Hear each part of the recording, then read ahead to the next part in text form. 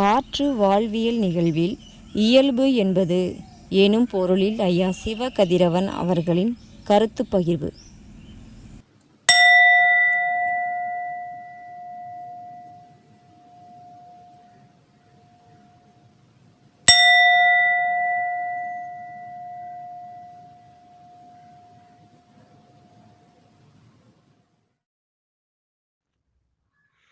அனைவருக்கும் வணக்கம். இயல்பாக இருப்பது என்பது என்ன என்று ஒரு ஒரு கருத்து பற்றி நம்ம தொடர்ந்து சந்திக்கிறோம். இயல்பா இருப்பதுனா என்ன? எதை இயல்பா இருக்கிறதுன்னு சொல்றது? அதாவது நம்ம இருக்கிறது இயல்பு தானா? அப்படின்னு நமக்கு கேள்விகள் வருது. அடிப்படையில இயல்பை பற்றி கேள்விகள் மனிதர்களுக்கு மட்டும்தான் வரும். இன்னொன்று, இயல்பு அப்படின்னு நமக்கு குறிப்பாக சமகாலத்தில் வாழ்கிற மனிதர்களுக்கு ஒவ்வொரு விதமான செய்திகளை, கருத்துக்களை புரிஞ்சுக்கிறதுக்கு வாய்ப்பு இருக்கு. ஒரு தனிப்பட்ட இயல்பு அப்படின்னு ஒன்று இருக்கா? அப்படி ஒன்று இருக்குமா?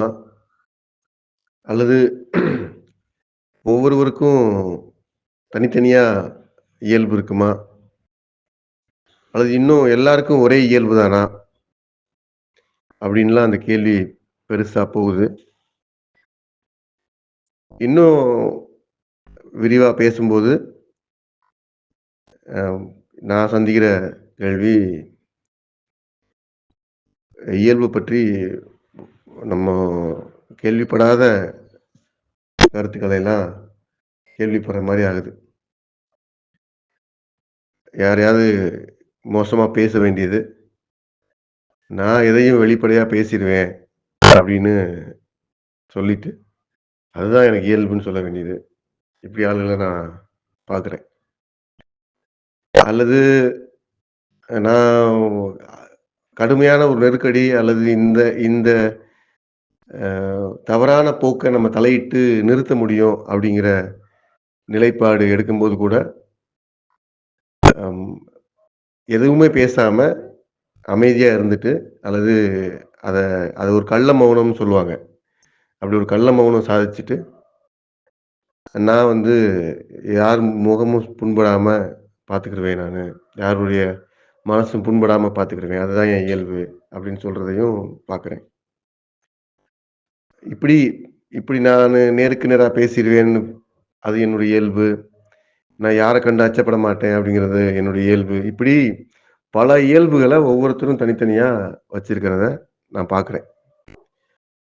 அது இன்னும் ஒவ்வொரு நாளைக்கும் ஒவ்வொரு இயல்பு கொண்ட நபர்கள்லாம் நம்ம நம்ம பார்க்கறதுக்கு வாய்ப்பு இருக்கு. இன்னைக்கு ஒரு இயல்புல, நாளைக்கு ஒரு இயல்புல, நாளை மறுநாள் ஒரு இயல்புல, நேற்று ஒரு இயல்புல. எல்லாமே என்னுடைய இயல்பு தான். அன்னைக்கு அது இயல்பு, இன்னைக்கு இது இயல்பு அப்படின்லாம் கூட பார்க்க முடியுது. ஒரு பெரிய எழுத்தாளர் இலக்கியவாதின்னு மதிக்கப்படுகிற ரொம்ப ஒரு நல்ல அறிவாளி வாழ்க்கையை பற்றி ஒரு விளக்கம் சொல்லுவார். அதில் முரண்பாடு இல்லை எனக்கு, அதில் எனக்கு முழுக்க உடன்பாடு கிடையாது. ஒரு முரண்பாடான கருத்து. வாழ்க்கைனா என்ன அப்படின்னு கேட்டவுடனே அந்தந்த நேரத்து நியாயங்கள் அப்படின்னு சொல்லி அவர் ஒரு புதுசாக சொல்லுவார். அது இலக்கியவாதிகள் அப்படி பேச முடியும், மெய்யியல் பேசுகிறவங்க அப்படி பார்க்க முடியாது. மெய்யியலாக ஒரு விஷயத்தை பார்க்கணும் அப்படிங்கிறவங்க அந்தந்த நேரத்து நியாயம், அந்தந்த நேரத்தில் எது இயல்பு, அந்தந்த நேரத்தில் எது செய்ய முடியும் அப்படின்னு போக முடியாது. அப்படி போனோம் அப்படின்னா மெய்யியல் பேசுகிறவங்க, மெய்யியல் பார்வையில் இருக்கிறவங்களுக்கு பொருள் இல்லை. அது ஒரு எளிமையாக அதை கடந்து போகிறது மட்டும் இல்லை, அது ஒரு நல்ல இயல்பை அல்லது நல்ல சிந்தனை போக்கு அப்படிங்கிற கருத்துக்களை சிதைச்சிடும்.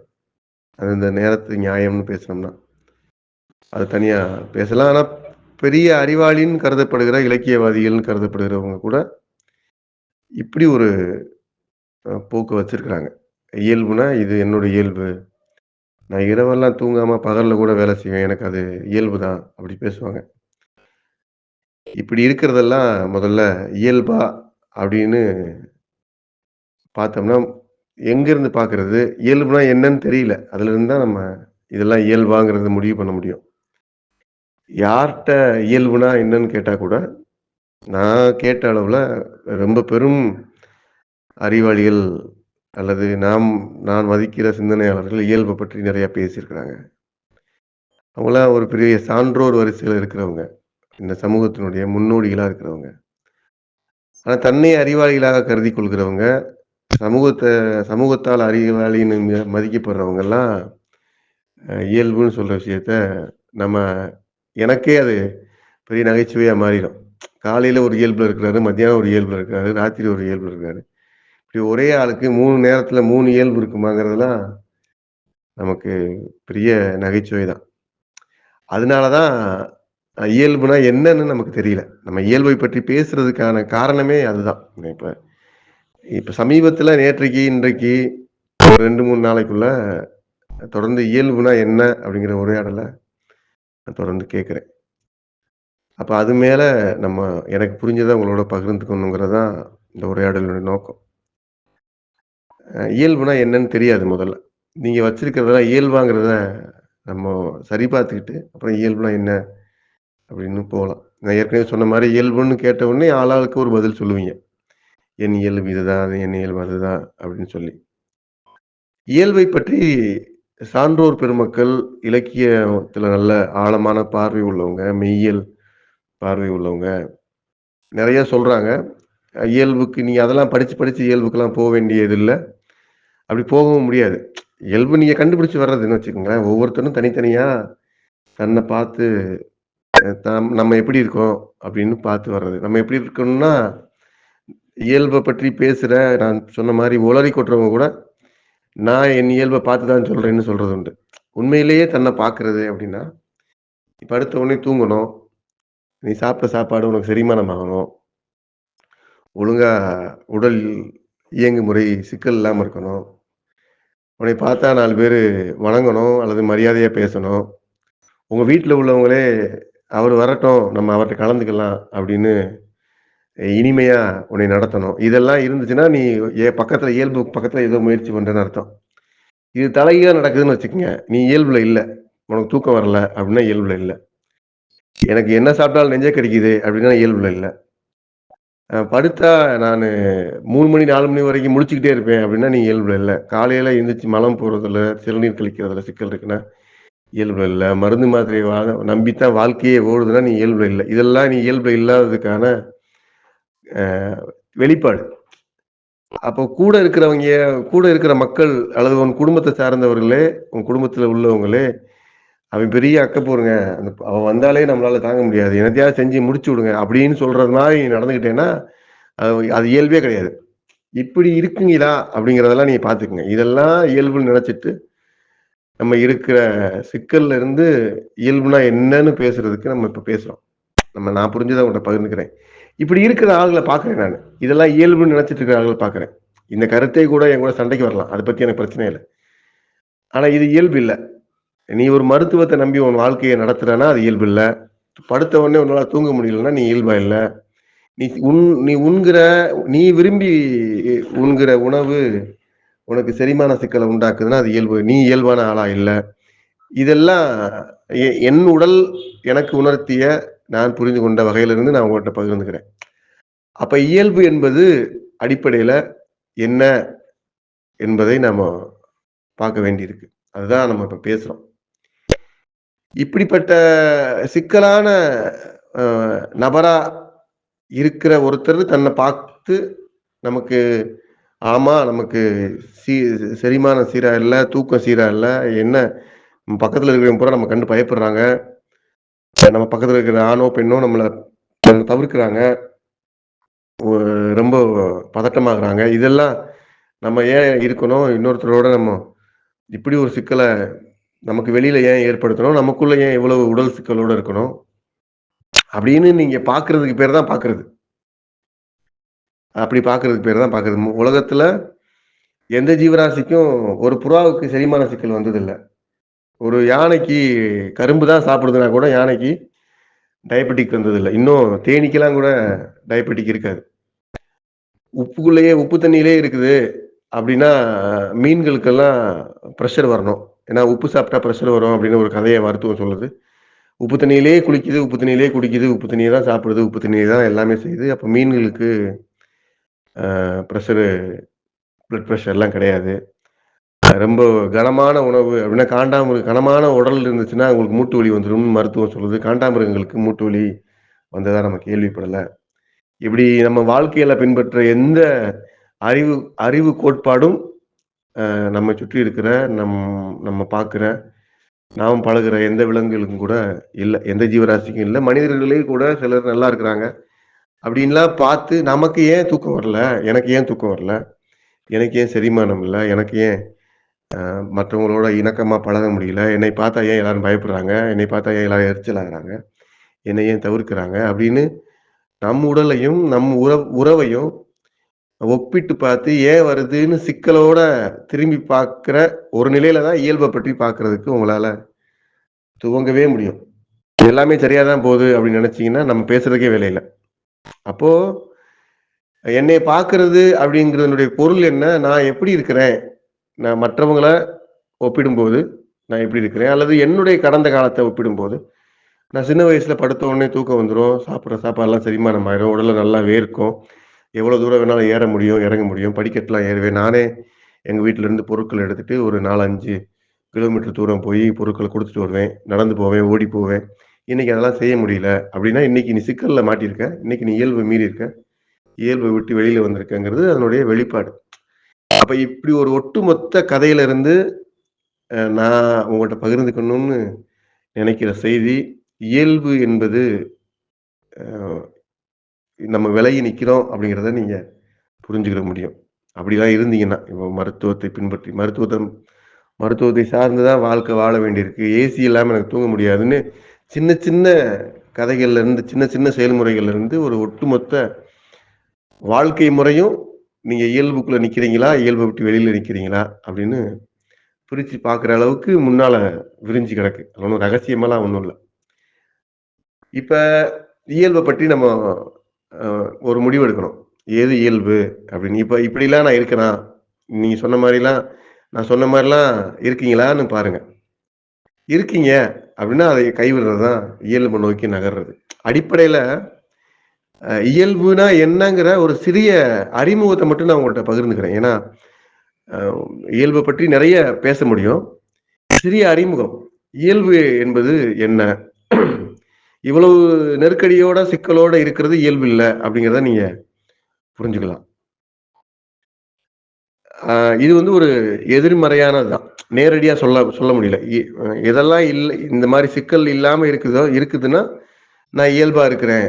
இல்லாத நிலையில இருந்து இயல்ப விளக்குறது அப்படிங்கிறது ஒரு ஒரு விளக்க முறை தான். ஆனா உண்மையிலேயே இயல்பினுடைய அ கருத்து, இயல்பினுடைய செயலாக்கம் எப்படிலாம் வெளிப்படும், அதுக்கான ஒரு ஒரு பகுதிய தான் நான் இப்ப உங்களுக்கு அறிமுகப்படுத்தப் போறேன். அது ஒரு அறிமுகம் தான். விரிந்த உரை இல்ல.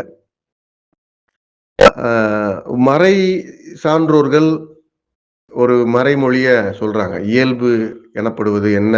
அப்படின்னு கேட்கிறபோது, மறை சான்றோர்கள் சொல்ற மறைமொழி, இயல்பு என்பது எது உங்களது உயிரை தக்க வைக்கிறதோ, எது உங்களை உயிரோடு வைக்க உதவுகிறதோ, அதுதான் உங்களுடைய இயல்பு அப்படின்னு சொல்றாங்க.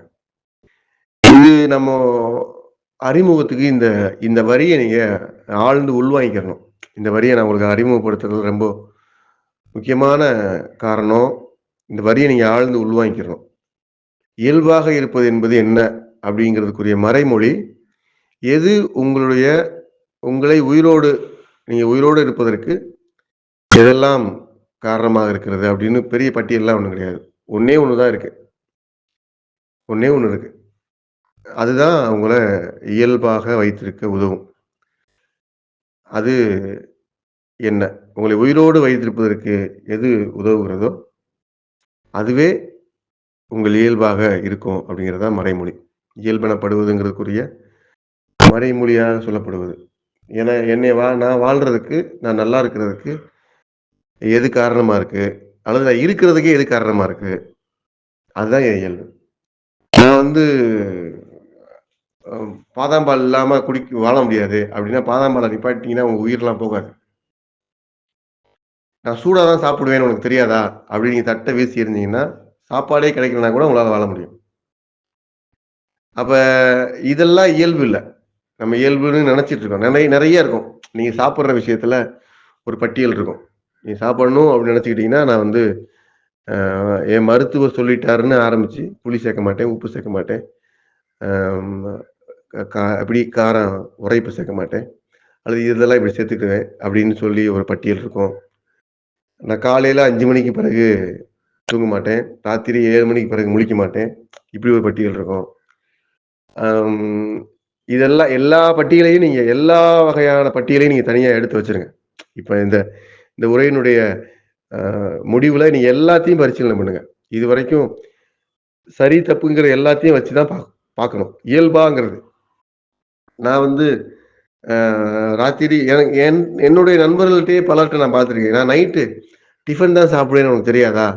இது என்னுடைய என்னுடைய கே என் கூடயே பழகுற, நீ சப்பாத்தி தான் நான் சாப்பிடுவேன்னு உனக்கு தெரியாதா? அப்படின்னு கேட்டு என்னோட சண்டை போட்டுருக்காங்க. சண்டை போட்டவங்க இருக்காங்க. அ என்ன வீட்ட விட்டு வெளில போம்போது காசு குடுத்துட்டு போணும்னு தெரியாதா? அப்படின்னு கேட்கிற குழந்தைகள், மனைவி, கணவன் இப்படி உறவுகள் இருக்கிறாங்க. மாதம் மாதம் எனக்கு செலவுக்கு தேவைப்படும் உனக்கு தெரியாதா? இப்படி கேட்கிறவங்க இருக்கிறாங்க. இதெல்லாம் இதெல்லாம் ஒவ்வொருத்தருக்குள்ள இருக்கிற மன வடிவம். இதெல்லாம் இயல்பு கிடையாது. ஏன்னா, இதெல்லாம் நிறுத்துனா நீங்க வாழ முடியும். நீங்க இரவு சப்பாத்தி சாப்பிடாம இட்லி சாப்பிட்டீங்கன்னா வாழ முடியாதா? வாழ முடியும். எல்லாமே எல்லா உங்க வரிசையில இருக்கிற எல்லா பட்டியல் பொருட்களையும், பட்டியல் செயல்முறைகளையும் நீங்க தலைகீழ மாத்தி வச்சா கூட உங்களால வாழ முடியும். அப்போ அ நீங்க இத கண்டுபிடிக்க வேண்டியிருக்கு. நான் வந்து இத தான் செய்வேன். இப்படிதான் இருப்பேன். இப்படிதான் பேசுவேன். இப்படிதான் தூங்குவேன். இப்படிதான் நடப்பேன். என்னுடைய என்னுடைய இயல்பு இதுதான் அப்படின்னு நீங்க நினைச்சிட்டு இருக்கிற எல்லா கற்பனைகளும் உங்களுடைய இயல்பா அப்படிங்கிறதுக்கான ஒரு மதிப்பீட்டு புள்ளி அல்லது மதிப்பீட்டு முறை. அது நம்முடைய உயிர் வாழ்வதை உறுதிப்படுத்துகிறதா என்பதுதான். அப்ப நம்ம உயிர் வாழ்றத உறுதிப்படுத்துற ஒண்ணா அது எது இருக்குதோ அதுதான் உங்க இயல்பு. நீங்க உயிர் வாழ்றதுக்கு எது அடிப்படையா இருக்கு அப்படிங்கிறது தான் உங்க இயல்பு. அதுதான் உங்க இயல்புக்கு பக்கத்துல இருக்கிறது. அதுவே உங்க இயல்பா இருக்கலாம். அத நீங்க கண்டுபிடிக்கணும். எல்லா கதையும் நான் சொல்றதுக்கு இல்ல. எனக்கு பிடிக்கல அப்படின்னு நீங்க ஒண்ண வச்சிருப்பீங்க. அது இன்னொருத்தருக்கு பிடிக்கும். நான் இரவெல்லாம் முழிக்க மாட்டேன். நான் என்னுடைய இயல்பு வந்து நைட் முழிக்கிறது இல்ல. நான் பகல்ல தான் முழிப்பேன் அப்படின்னு ஏதாவது ஒரு புத்தகத்த படிச்சுட்டு வந்து நீங்க இரவெல்லாம் தூங்குறீங்க அப்படின்னா இருக்கட்டும். அது ஒண்ணும் பிழையானது இல்ல, குற்றமானது இல்ல. அது உங்க இயல்பா நீங்க பார்க்கணும். இரவு தூங்கலன்னா உங்களுக்கு மரணம் வந்துருமான்னா வராது. வேற சில மாற்றங்கள் ஏற்படும். அத நீங்க கவனிக்கணும். அத நீங்க தான் பார்க்கணும். இப்ப இப்படி ஒரு உரையாடல் நான் தனித்தனியா இன்னொரு நபர்ட்ட தனிப்பட்ட முறையில செய்றபோது, "மாத்திரை இல்லன்னா நான் செத்து போயிடுவேன்" அப்படின்னு சொன்னாரு. "அப்ப மாத்திரை சாப்பிடுறது என்னுடைய இயல்பா?" அப்படின்னு அவரு கேள்வி கேட்டாரு. எனக்கு ரொம்ப சிரிப்பா இருந்தது. ஏன் இதுல ஏன்னா அதெல்லாம் பேசணும் நம்ம. அது கேள்வி வரும். எது எது வந்து என்னோட இயல்பு அப்படின்னு நீங்க பரிசீலிக்க ஆரம்பிச்சிட்டீங்கன்னா, சப்பாத்தி சாப்பிட்டது, அப்ப சப்பாத்திய விட்டுருவோம். நைட் நைட் சப்பாத்தி சாப்பிட வேண்டாம். அப்படின்னா நமக்கு உயிர் உயிர் பிரச்சனை வராது. நான் நல்லா எழுதுவேன். இப்ப எழுதுறத நிப்பாட்டிட்டா, என்னோட இயல்பு வந்து நான் பயங்கரமா ஒரு கதையாசிரியர் அப்படின்னு நீங்க நினைச்சிட்டு இருப்பீங்கன்னு வச்சுக்கங்களேன். கதை எழுதுறதுக்கு உங்களுக்கு வாய்ப்பு இல்ல. உங்க கைய கால கட்டி போட்டாங்க அப்படின்னா, நீங்க மரணம்லாம் அடைய மாட்டீங்க. இந்த இடத்துல ஒரு செய்தி ஞாபகம் வருது. ஒரு ஓவியர் பற்றி ஓஷோ ஒரு குறிப்பு சொல்லியிருந்தாரு. அவர் படிச்சதா சொல்லியிருந்தாரு. அந்த ஓவியர் வந்து அ ஒரு பிரமாதமான ஓவியர். அவருடைய அ ஓவியங்கள் மட்டும் மற்ற ஓவியங்கள விட ரொம்ப வேறுபட்டு இருக்கும் அப்படின்னு குறிப்புகள படிச்சதா ஓஷோ ஒரு இடத்துல பதிவு செய்றாரு. அது என்னன்னா, நட்சத்திரங்கள வரைகிறபோது, நட்சத்திரங்கள் சுழல்வது போல அவர் வரைகிறார், அந்த ஓவியர் வரைகிறாரு.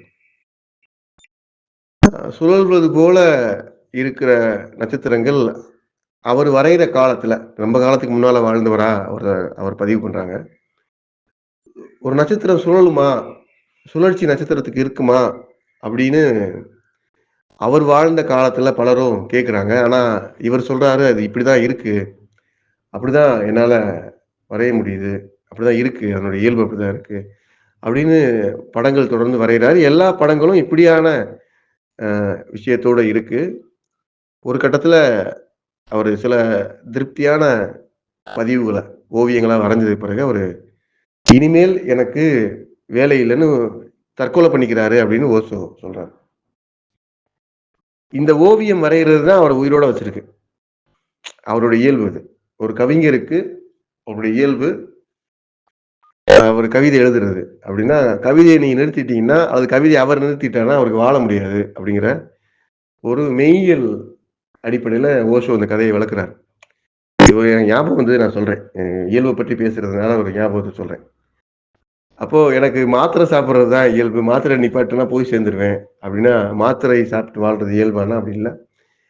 ஒண்ணு உங்களுக்கு இயல்பா இருக்கு அப்படின்னா, அதுவே எல்லாருக்கும் இருக்கும். எல்லாருக்கும் பொருந்தும். ஒருத்தருக்கு பொருந்தி இன்னொருத்தருக்கு பொருந்தாம இருக்காது. நான் என்னுடைய இயல்புல இருக்கிறேன் அப்படின்னு நான் ஒண்ண கண்டுபிடிச்சிட்டீங்கன்னு வச்சுக்கங்க. அது வந்து ஒரு 3 நான் பெரும்பாலும் சொல்லுவேன். தொடர்ந்து சொல்லிக்கிட்டே தான் இருக்கிறேன் உங்ககிட்ட. 3 அடிப்படையான தன்மையோட இருக்கும். 1 அது உங்களுக்கு பொருத்தமா இருக்கும். 2வது உங்களுக்கு அவசியமானதா இருக்கும். 3வது அதால நீங்க வேற யாரையும் தொந்தரவு பண்ண மாட்டீங்க. அது உங்களுக்கு வேற ஒரு சிக்கலான ஒண்ணாம இருக்காது. நீங்க இயல்பா இருக்கீங்க அப்படின்னா, இந்த 3மே கொண்ட ஆளா இருப்பீங்க. நான் இயல்பா ஒரு சட்டை எடுத்துக்கிறேன். என் இயல்புக்கு பொருந்தி ஒரு சட்டை எடுத்துக்கிறேன் அப்படின்னா, அந்த சட்டை உங்களுக்கு பொருத்தமான சட்டையா இருக்கும். ஒரு உதாரணமா சொல்றேன். அது உங்களுடைய தேவையானதாவும் இருக்கும். உங்களுக்கு அவசியமானதாவும் இருக்கும். இன்னொன்னு, அத இன்னொருத்தர் 2 பறிச்சுட்டு வந்து, இன்னொருத்தர தொந்தரவு பண்ணி, நீங்க அத கைப்பற்ற மாட்டீங்க. அது உங்களுடைய இன்னொருத்தருனுடைய உரிமைய, இன்னொருத்தனுடைய தேவைய களவாடிட்டு வந்து அத நீங்க பயன்படுத்த மாட்டீங்க. இது இது அடிப்படையில உங்க இயல்புக்கு இயல்பினுடைய வெளிப்பாடா இருக்கும். இன்னும் நெறைய இருக்கு. நீங்க இயல்பா இருக்கும்போது, பார்க்கறதுக்கான கதைகள், செயல்பாடுகள், வெளிப்பாடுகள் நெறைய இருக்கு. ஆனா அடிப்படையில நீங்க இயல்பா இருக்கிறது என்பது இந்த தன்மையோட இருக்கும். அப்போ நான் மாத்திரை சாப்பிட்டுட்டு நான் உயிரோட இருக்கேன் அப்படின்னா, இது வந்து இயல்பு இல்ல. அது வந்து வேற. நீங்க முதல்ல சொன்னதுதான் சிக்கல். ஏற்பட்ட சிக்கல நீங்க மேற்கொண்டு சிக்கலாக்குற செயல்பாடு அது. இது நான் மாத்திரை சாப்பிடுறேன். நான் டென்ஷனா இருந்தா யோகா செய்வேன். யோகா செய்யல டென்ஷனா இதுவும் இயல்பு இல்ல. நான் வந்து தூங்கல அப்படின்னா பாட்டு கேட்டுட்டே தூங்குவேன். இதுவும் இயல்பு இல்ல. அப்போ ஒண்ணொண்ணுக்குள்ளயும் நீங்க தப்பு தப்பா பொருத்தி வச்சிருக்கிற சிக்கல்கள் முதல்ல இவ்வளவு இருக்கு. இயல்புன்னு நெனச்சுக்கிட்டு. இதெல்லாம் சிக்கல் தான். இன்னும் சிக்கல்னா கூட இன்னும் நான் தெளிவாவே சொல்ல முடியும். முதல் அ முதல் கருத்து இயல்பு என்பது உங்கள உயிரோட வச்சிருக்கிற ஒரு ஒரு விஷயம். உங்கள உயிரோட வச்சிருக்கிற ஒரு நீங்க ஒரு அது ஒரு விடை. உங்க தேடலுக்கான விடை. எது இயல்புன்னு நீங்க தேடுனீங்கன்னா, அந்த தேடலுக்கான விடை எது உங்களை உயிரோடு வைத்திருக்கிறதோ, நீங்க உயிர் வாழ்வதற்கு எது காரணமா இருக்குதோ, அதுதான் இயல்பு. சரி. அப்ப நான் இதெல்லாம் இப்ப என் பக்கத்துல வச்சிருக்கேனே, எனக்குள்ள வச்சிருக்கிறோம் இல்லையா? நான் சப்பாத்தி தான் சாப்பிடுவேன், முறுக்கு தான் சாப்பிடுவேன், காப்பி சீனி போடாம தான் குடிப்பேன். இப்படி சத்தமா பேசிட்டு இருக்கிறோம் இல்லையா? இதெல்லாம் என்ன அப்படின்னா, இது இயல்பு இல்லன்னு நமக்கு தெரியும். இதெல்லாம் என்ன சொல்றது அப்படின்னா, இதெல்லாம் அகந்தை. அகந்தை. அடிப்படையில நீங்க எடுத்த உடனே அது அகந்தையா தான் வெளிப்படும். நான் வந்து நான் வந்து கரெக்ட்டா டக்கு டக்குன்னு பேசிருவேன் அப்படின்னு நீங்க சொல்ற ஆளா இருந்தீங்கன்னா, டக்கு டக்குன்னு பேசுறது உங்க பேச்சு நின்றுச்சுன்னா நீங்க இறக்க மாட்டீங்க. உங்க உயிருக்கு எந்த பிரச்சனையும் இல்ல. எ அத அத மீறி டக்கு டக்குன்னு எப்படி பேசுறீங்க அப்படின்னா, நீங்க அகந்தையில இருந்து பேசுறீங்கன்னு பொருள். அகந்தையா தான் பேசுறீங்க அப்படின்னு. சரி அகந்தையினுடைய அடுத்த இன்னொரு பின்பக்கம் என்ன அப்படின்னா, இன்னொரு பின்பக்கம் இருக்கு. ஏன்னா மெய்யியல் பேசும்போது நீங்க அகந்தையோட இருந்தீங்கன்னா, அகந்தை என்ன செய்யும் அப்படின்னு மெய்யியல்ல வேற ஒரு பக்கம் இருக்கு. அத இன்னொரு தடவ கூட பேசலாம். அகந்தையோட இருந்தேன்னா என்ன ஆவேன்? அகந்தையோட இருக்கிறவங்க என்ன ஆவாங்க? ஏன் அகந்தை பிறக்குது?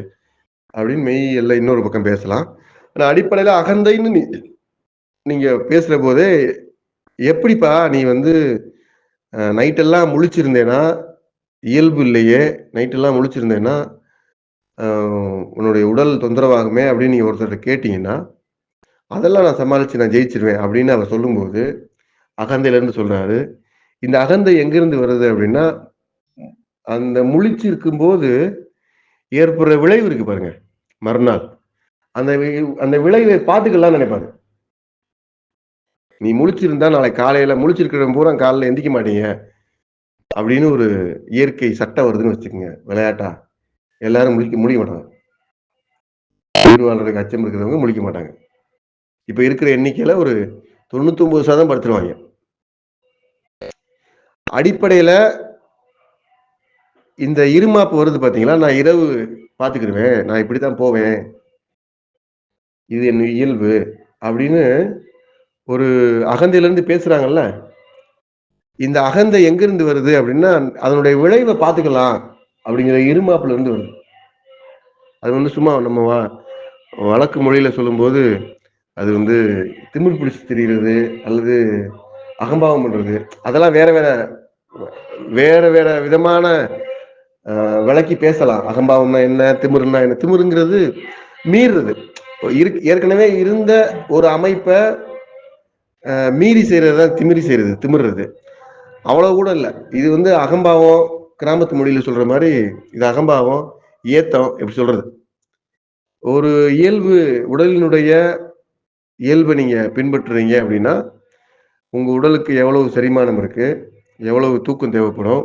எவ்வளவு அ உணவினுடைய, தண்ணீரினுடைய இயங்குமுறை எவ்வளவு தேவைப்படுது? இதெல்லாம் ஒரு மாதிரி உடம்பே செயல்படுத்தும். அத நீங்க தலையிட்டு, என் இயல்பு இதுதான். நான் வந்து இரவு நேரத்துல இப்படிதான் சாப்பிடுவேன். பகல் மத்தியானம் நான் வந்து 12:30 மணிக்கு சாப்ட்டுருவேன். நீங்க வந்து என்னைய காக்க வைக்கக்கூடாது. 3 மணிக்கு நானு சாப்பிட்ட உடனே தூங்கணும். நீங்க என்னைய வந்து தொந்தரவு பண்ணக்கூடாது. இப்படியெல்லாம் இயல்பு பேசுறாங்கல்ல. இப்படி ஒரு இயல்பு இருக்கு. நானு வந்து நேர் நேரா பேசிருவேன் அப்படின்னு இடம், பொருள், ஏவல் தெரியாம பேசுற தன்மைகள் இருக்கு. யாரையும் மரியாதை செய்யாத, எந்த உயிர் பற்றியும் கவலைப்படாத இயல்பு தன்மைகள் நினைச்சிட்டு இருக்கிற நம்பிக்கைகள் இருக்கு. இது எல்லாமே இருக்கு. நெறைய இருக்கு இது மாரி. இதெல்லாம் இந்த இயல்பெல்லாம் எங்கிருந்து வரும் அப்படின்னா, இது இயல்பே கிடையாது முதல்ல. இது பூரா அந்த நான் ஏற்கனவே சொன்ன அகந்தையிலிருந்து வர்றது. அகம்பாவம் பண்றது இது. அகந்தையிலிருந்து தான் வரும். இந்த அகந்தை எங்கிருந்து வரும் அப்படின்னா, அதனுடைய விளைவ நம்ம பார்த்துக்கிருவோம் அப்படிங்கிற இருமாப்புல இருந்து வரும். இதுதான் நண்பர்களே நான் சொல்ற அடிப்படையான நம்ம இன்னைக்கு இப்போ பாடமா அல்லது கருத்தா நம்ம புரிஞ்சுக்கிற வேண்டியது என்னன்னா, நாம இயல்புன்னு நினைச்சிட்டு இருக்கிறது பெரும்பாலும் அகந்தையா இருக்கும். "இந்தவர்றா எனக்கு இதெல்லாம் புடிச்சுக்கிறாது" அப்படின்னா, அது அது புடிச்சுக்கிறாத ஒண்ண நீங்க கொஞ்சம் விலக்கி வச்சு பாருங்க. அப்படி விலக்கி வச்சு பார்த்தீங்கன்னா, உங்க உயிர் பரிதவிச்சுட்டு வருதா அப்படின்னா, அது உங்களுடைய இயல்பா இருக்கும். உங்க மேலதிகாரி சொன்னா அத விலக்கி வச்சுருவீங்க. அல்லது பக்கத்து வீட்டுக்காரங்க சொன்னா விலக்கி வச்சுருவீங்க. ஒரு பெருங்கூட்டம் வந்து, "நீ இனிமேல் இது செய்யக்கூடாது" அப்படின்னு சொன்னா அத விலக்கி வச்சுருவீங்க. இப்படி எண்ணிக்கைக்கு தகுந்தது மாரி, ஆளுக்கு தகுந்தது மாரி, நபருக்கு தகுந்த மாரி உங்களுடைய கொள்கைகள், கோட்பாடுகள் எல்லாம் விலக்கி வச்சுருவீங்க. அது உங்க இயல்பா இருக்குன்னு நீங்க எதெல்லாம் வெளிக்காட்டுறீங்களோ, அதெல்லாம் விலக்கி வச்சுருவீங்க. ரொம்ப வீராப்பா இருந்த பெண்மணிகள் திருமணத்துக்கு பிறகு, கணவன் வீட்டுக்கு போனதுக்கு பிறகு, அந்த வீராப்பெல்லாம் விலக்கி வச்சு பார்த்துருக்கோம். ஏன்னா வீராப்பு அகந்தைய தான் நீங்க விளக்க முடியும். இயல்ப விளக்க முடியாது. நான் ஓஷோ சொன்னதா அந்த ஓவியருடைய கதையில அகந்தை இல்ல அது. அது இயல்பு. இன்னும் இயல்பான கவிஞர்கள் இருக்கிறாங்க. ஒரே ஒரு புத்தகம் தான். கவிஞர் திருக்குறள் வந்து ஆதாரப்பூர்வமா நமக்கு தெரிஞ்சு திருவள்ளுவர் எழுதின ஒரே புத்தகம் திருக்குறள். கூடுதலா ஒரு புத்தகம் எழுதியிருக்கிறதா நான் படிச்சிருக்கிறேன். ஆனா அது நமக்கு தெரியல. ஒரே புத்தகம் தான். ஒரு கவிஞனுடைய படைப்பு இன்னைக்கு வந்து வார வாரம் இதழ் வார வாரம் வார இதழ்ல, மாத இதழ்ல கவிதையா எழுதி கொட்டுற மாரியான கதையெல்லாம் கிடையாது. திருக்குறள் அப்படிங்கிற 1330 பாட்டையும் ஒரு புத்தகமா எழுதியிருக்கிறாரு. அவ்வளோதான். அவர் வாழ்க்கையினுடைய ஒர்க்கே அவ்வளவுதான். வேற நிறைய நிறைய அப்படிலாம் பல கவிஞர்கள், பல படைப்பாளிகள் சங்க இலக்கியங்கள்ல, தமிழ் இலக்கியங்கள்ல ஒரு படைப்பு தான். அவங்க அங்கங்கெல்லாம் நிறைய புத்தகம் தனித்தனியா புத்தகம் போட்டதெல்லாம் இருக்காது. இவரு இப்படி அப்படி அப்படிலாம் இல்ல. அவங்க இயல்பை உணர்றாங்க. அந்த உணர்வுல நிறைய வேலைகளை அவங்களுக்குள்ள செஞ்சு பார்க்குறாங்க. சமுதாயத்தை செஞ்சு பார்க்குறாங்க. அதை அப்படியே பதிவு பண்றாங்க. அப்படியே வெளியிடுறாங்க. அது தொடர்ந்து இயல்பு உணர்ந்து எழுதப்பட்டதுனால தான் இன்னைக்கு வரைக்கும் வாழுது. அந்த புத்தகங்கள்லாம் ஏன் வாழுது? பெரும் பெரும் சான்றோர்களுடைய பதிவுகள்லாம் ஏன் நமக்கு இன்னைக்கும் கிடைக்குது? 2000 வருஷம், 3000 வருஷம் ஆகுது. திருக்குறள் மாதிரி ஒரு புத்தகம் வாழ்றதுன்னா சாத்தியம் இல்லை. இன்னைக்கெல்லாம் நம்ம ஒரு புத்தகம் எழுதினோம்னா அப்படி இருக்குமாலாம் தெரியல. அப்படி ஒரு இது ஏன்னா இயல்பு உணர்ந்து எழுதியிருக்காங்க. தொல்காப்பியம் மாதிரி ஒரு புத்தகம் வாய்ப்பே இல்லை. தொல்காப்பியம் மாதிரி தொல்காப்பியமே தனியா பேசலாம். அப்படி ஒரு புத்தகம் அது. தொல்காப்பியமே தனியா நம்ம பேச முடியும். இதெல்லாம் எங்க இருந்து இந்த படைப்பு எப்படி உருவாகுது, எங்க இருந்து வந்தது அப்படின்னா அதெல்லாம் இயல்பு உணர்ந்து படைக்கப்பட்டது. இயல்பு உணர்றதுங்கிறது இயற்கையை உணர்றது, இயற்கையினுடைய இயங்குமுறை உணர்றது, இறைவனை உணர்றது, இப்படி எப்படி வேணா வச்சுக்கலாம். பேராற்றலை உணர்றது, பேராற்றலுடைய பேரன்பை உணர்றது, இப்படி வச்சுக்கலாம். இப்போ உணர்தல்னா என்னன்னு அடுத்த சிக்கல்லாம் நமக்கு இருக்கும். அதை வச்சுக்கலாம். அப்போ இயல்பு அப்படிங்கிறது என்னன்னா, நமக்கு தெரிஞ்ச இயல்பு எல்லாமே அகந்தையாவும், அகந்தை இருமாப்பு உருவாக்குற அகந்தையா இருக்கு, அல்லது இருமாப்பாவே இருக்கு. வர்றதை பார்த்துக்கிடுவோம், நான் தெரிஞ்ச செய்யறேன், அப்புறம் நீ வர்றதை பார்த்துக்கிடுவோம். இப்படி சமூகத்துல எல்லாமே இருமாப்பா தான் இருக்கு. இருமாப்புல இருந்து தான் பேசுறோம். இரவெல்லாம் இவ்வளவு விளக்குகள் போட்டு நீ வந்து வண்டி ஓட்டிட்டு போறேல, கார் ஓட்டிட்டு போற, இவ்வளவு ஒளி பொருந்திய விளக்குகள் இருக்கு. வீட்டுல இத்தனை மின் விளக்குகள் இருக்கு. இரவு வந்து இவ்வளவு விளக்கு போடலாமா, போடணுமா அப்படின்லாம் இன்னைக்கு கேட்கவே முடியல. கேட்க முடியல, யார்ட்டையுமே கேட்க முடியாது. ஏன்னா அவ்வளவு சகஜமா ரொம்ப சாதாரணமா ஆயிடுச்சு. அது வழக்கத்துக்கு வந்துருச்சு. இவ்வளவு இவ்வளவு இருள் இருள் கெடுக்கிற இவ்வளவு விளக்குகள் உன் பகலை எப்படி நல்லா வச்சிருக்கும்? இரவு நல்லா இருந்தா தான் பகல் நல்லா இருக்கும். விளக்குகளுடைய எண்ணிக்கை, ஒளி அடர்த்தி அதிகமாக அதிகமாக இன்னைக்கு பகல்ல வந்து கடுமையான வெப்ப மாறுபாடு இருக்கு, பருவநிலை மாறுபாடு இருக்கு. இதெல்லாம் பல காரணம் இருக்கு. இது ஒரு காரணம். நீங்க இரவை சிதைக்கிறீங்க, இரவினுடைய சத்தத்தை, அமைதிய உங்க சத்தம் கொண்டு சிதைக்கிறீங்க, கேடு விளைவிக்கிறீங்க. அப்ப இந்த கெடுதல், இது எப்படி கேடு விளைவிக்கிறீங்க? பாத்துக்கிறோங்கிற இருமாப்புல இருந்து கேடு விளைவிக்கிறீங்க. அது மறுநாள் காலையில அப்படியே தொடர்ந்து நடக்கும். நீங்க பாக்குறதுக்கெல்லாம் வழி இருக்காது. ஒரு காலத்துல ஒரு ஒரு கட்டத்துல அப்படியான ஒரு நெருக்கடியை நோக்கி நம்ம ரொம்ப வேகமா போறோம். ஒரு 40 வருஷத்துலாம் நமக்கு பாக்குறதுக்கெல்லாம் வழி இல்லை. நேத்து நான் பார்த்தேன், மத்தியானம் பாக்குற போது வெயில் வந்து அப்படி ஒரு ஆவேசமான வெயில்.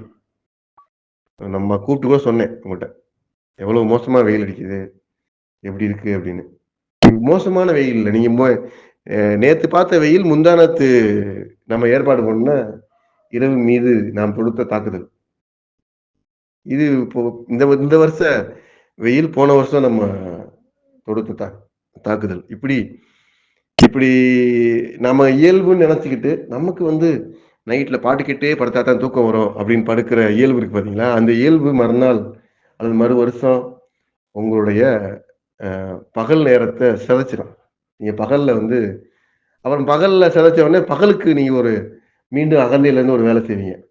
பகல் நம்ம ஏசியில படுத்துக்கிருக்கோம் அப்படின்னு, அது இரவை சிதைக்கும். இப்படி ஒரு சங்கிலிக்குள்ள மாட்டி சுத்தி அகந்தையும் இருமாப்புமா இருக்கிறத இயல்புன்னு பைத்தியகாரத்தனமா உலர்ற ஒரு கூட்டமா நம்ம ஆயிடக்கூடாதுங்கிறதா இந்த உரையினுடைய நோக்கம். இது வந்து உண்மையிலேயே ஒரு சீரில்லாத சிந்தனை. இருமாப்பையும் அகந்தையவும் இயல்புன்னு நினைக்கிற சிந்தனை இருக்கு பாத்தீங்களா? அது ஒரு சீரில்லாத சிந்தனை. அது முதல்ல நீங்க இந்த கருத்தை நீங்க உள்வாங்கிட்டு புரிஞ்சுக்கணும்னு நினைக்கிறேன். இயல்பு என்பது எது உங்களை உயிரோட வச்சிருக்கிறதுக்கு உதவியா இருக்கோ அதுதான் இயல்பு. நீங்க காட்டுகிற, நீங்க உண்கிற, நீங்க நடந்து கொள்கிற எல்லா முறைகளும் உங்க இயல்புன்னு நீங்க சொன்னா கூட அதையெல்லாம் நீங்க விளக்கிட்டு பார்த்தீங்கன்னா நீங்க உயிரோட தான் இருப்பீங்க. உயிர் வாழ்றதுக்கு வேற ஒண்ணு இருக்கு. அப்ப உயிர் வாழ்றதுக்கு வேற ஒண்ணு இருக்குங்கிறத கண்டுபிடிப்போம். இப்ப இது என்ன இப்படி வெளிப்படுறது என்ன அப்படின்னா, இது வந்து உங்களுடைய அகந்தையின் வெளிப்பாடும், உங்களுடைய இருமாப்பும் தான் உங்கள்ட்ட இருந்து வெளிப்பட்டுக்கிட்டே இருக்கு. அப்ப நீங்க இயல்பை நோக்கி நகரணும்னு விரும்புனீங்கன்னா, அடிப்படையில துவங்க வேண்டிய இடம், அது இன்றியமையாததும் கூட. முதல் பாடம், ரொம்ப எளிமையான பாடம். உங்க அகந்தைய விளக்கணும். உங்க இருமாப்ப கைவிடணும். எதையும் பார்த்துக்கிருவோம். குறிப்பா இயற்கைக்கு எதிரா இருக்கிற விஷயங்கள் இருக்குல்ல. நான் மறுபடியும் எல்லா எல்லா உரையாடல்லையுமே நான் சொல்றது, உங்க உடம்புக்கு எதிரா இருக்கிற உங்க அகந்தைய கைவிடுங்க. உங்க உடம்புக்கு எதிரா இருக்கிற உங்க இருமாப்ப கைவிடுங்க. ராத்திரி 3 மணிக்கு முட்டை பரோட்டா சாப்பிட்டீங்க அப்படின்னா, மறுநாள் காலையில என்ன செஞ்சாலும் பார்த்துக்கலான்ற இருமாப்பு இருக்கு பாருங்க. அந்த அந்த இருமாப்ப கைவிடணும். உடலுக்கு எதிரா தொடர்ந்து நம்ம நம்ம முதல்ல எல்லா மனிதர்களும் நான் பார்த்து இருமாப்பையும், அகந்தையவும் செயல்படுத்தி பார்க்கிற முதல் இடம் தனது உடம்பு தான். தனது உடம்பு தான் அப்படின்னு நான் பார்க்கிறேன். உங்க உங்க உடம்புக்குள்ள இருக்கக்கூடிய இயல்ப நீங்க பார்த்தீங்கனாலே, இதுதான் எனக்கு நான் பாடம் படிச்சுக்கிட்ட இடமே இதுதான். இப்ப பெரிய அறிஞர்கள் வந்து இலக்கணமா சில பகுதிகள சொல்லியிருக்காங்க. ஆனா நான் எல்லாத்தையும் புரிஞ்சுக்கிறதுக்கான இடம் உடம்பு தான். உடலை பின்பற்றுங்க. எல்லா வகையான ஞானமும் கிடைக்குங்கிறது என்னுடைய தனிப்பட்ட கருத்து. அப்ப எங்கிருந்து நான் அகந்தைங்கிறது எப்படி உருவாகுது? அல்லது எப்படி செயலாக்கம் பெறுது அப்படின்னா, ராத்திரி 9 மணி, 10 மணிக்கு நல்ல நெறைய வயிறுக்கு முட்டை முட்டை சாப்பிடுறது. அப்படின்னா நல்லா தெரியும். நைட்டு தூக்கம் இருக்காது. தூக்கம் கெட்டுரும். மறுநாள் காலையில இயல்பா மலம் கழிக்கிறது சிக்கலாயிரும். இரவெல்லாம் கொஞ்சம் தளர்வான இரைப்பையா இருந்ததுன்னா, இரவெல்லாம் உங்களுக்கு நெஞ்சு கரிச்சிட்டே இருக்கும். மறுநாள் காலையில சாப்பிட முடியுமாங்கிறது தெரியாது. இந்த அனுபவம் வந்த பிறகும் கூட பார்த்துக்கிருவோம் அப்படின்னு அடுத்த நாளும் சாப்பிடுவோம். இதுக்கு பேர் தான் அகந்தை. பார்த்துக்கிருவோம் அப்படின்னு அதே அளவே சாப்பிடுவோம். அதனுடைய உட்பொருள் வந்து இருமாப்பு. பார்த்துக்கிருவோம்னு நினைக்கிறது. அப்படி பார்க்க முடியாது. நிஜமாவே அப்படி பார்க்க முடியாது. அப்படி தொடர்ந்து நீங்க இருமாப்பு கொண்டு வேலை செஞ்சுக்கிட்டே இருந்தீங்கன்னா, உங்களால அப்படி தொடர்ந்துலாம் பார்க்க முடியாது. உடம்பு அப்படி பார்க்க விடாது. ஏன்னா உடம்பினுடைய செயலே வேற. உடம்பினுடைய செயலும், உடம்பினுடைய பரிமாணமும் முழுவதுமே வேற. அப்போ இப்படி உடல்ல நீங்க செயல்படுத்தி சமூகத்திலயும் அப்படி செயல்படுவீங்க. நான் இப்படிதான் இருப்பேன். இப்படிதான் இருக்கும். வர்றத பார்த்துக்கிருவோம் அப்படின்னு நினைக்கிற தன்மைகளை முதல்ல கைவிடுறது தான். அகந்தையை விளக்குவதும், இருமாப்பை விளக்குவதும் 2யுமே கைவிடணும். கூடுமான வரைக்கும் அத பின்பற்றக்கூடாது. அகந்தையில இருந்து பேசுறோம் அப்படின்னு தெரிஞ்ச உடனே அந்த நிலையில இருந்து நீங்க மாறணும். அத பார்க்கணும், மாறணும். இருமாப்போட இருக்கிறதுனால தான் அகந்தையே இருக்கு. பார்த்துக்கலாம்னு நினைக்கிறது தானே. பார்த்துக்கலாங்கிற இருமாப்பு இருக்கும்போது அகந்தை சேர்ந்தே இருக்கும். அப்ப 2யும் நீங்க எதையும் பார்க்க முடியாது. எல்லாத்துக்கும் ஒரு இயல்பு இருக்கு. எல்லாத்துக்கும் ஒரு இயங்குமுறை இருக்கு. இதுக்குள்ள இருக்கிற புரிஞ்சு கொள்ள வேண்டிய மிக முக்கியமான உண்மை இது. எதையுமே நீங்க பார்க்க முடியாது. பார்த்துக்கலாம் அப்படிங்கிறதுக்கான அந்த மொழியே தப்பு. அப்படிலாம் பார்க்க முடியாது. பார்க்க முடியுமா? சூரியன் இயற்கையா இருக்கிற எந்த ஒன்னையாவது நீங்க சந்திக்க முடியுமா? பார்த்துக்கலாம்னா சந்திச்சுக்கிறோம் தான் அர்த்தம். மதுரை பக்கம் இருக்கிற மொழியை சொல்றதா இருந்தா, சந்திப்போம் அப்படிங்கிறது தான் அதுக்கான பொருள். அப்படி சந்திக்க முடியுமா? இரவு நீங்க இழந்த உங்க ஆரோக்கியத்தை நீங்க சந்திக்க முடியுமா? அல்லது இவ்வளவு பிரம்மாண்டமா இருக்கிற பிரபஞ்சமா இருக்கிற இந்த பேரண்டத்துல எந்த நிகழ்வையாவது நீங்க உருவாக்க முடியுமா? அதுல ஏற்படக்கூடிய பிறழ்வை நீங்க சந்திக்க முடியுமா?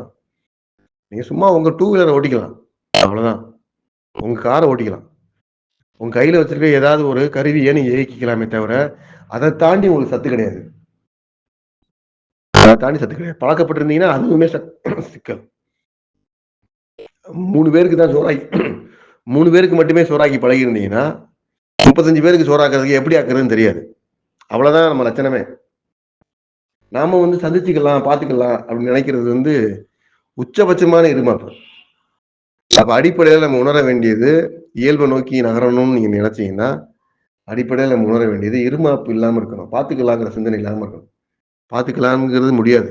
பார்க்க முடியாது, சந்திக்க முடியாது. ஏன்னா நாம் சந்திப்பதற்காக காத்திருக்கிறதுக்குரிய எந்த பலமும் நமக்கு கிடையாது. எனக்கு கிடையாது, உங்களுக்கும் கிடையாதுன்னு நான் பார்க்கிறேன். கற்பனையெல்லாம் ஒண்ணும் இல்ல.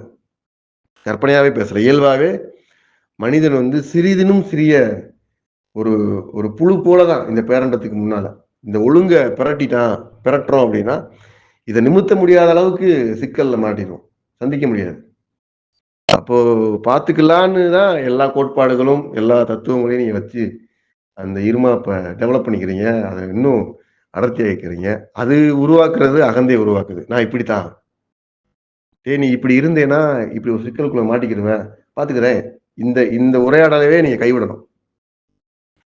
இந்த கைவிடுறது தான் முதல்ல இயல்பை நோக்கி நகர்றதுக்கான அடிப்படையான துவக்கம். அப்ப இயல்புங்கிறது இந்த கைவிடல்ல இருந்து ஆரம்பிக்கும். தொடர்ந்து நீங்க கைவிட துவங்குற போது, உங்களுடைய செயல்பாடு என்பது இருமாப்பு விலக்கி, அகந்தை விலக்கி, இயல்பை நோக்கி உங்கள நகர்த்தி கொண்டு போறதுக்கான எல்லாவற்றையும் செய்யும். இருமாப்பு நீக்கி, அகந்தை நீக்கி நல்வாழ்வு வாழ விரும்புகிறேன்.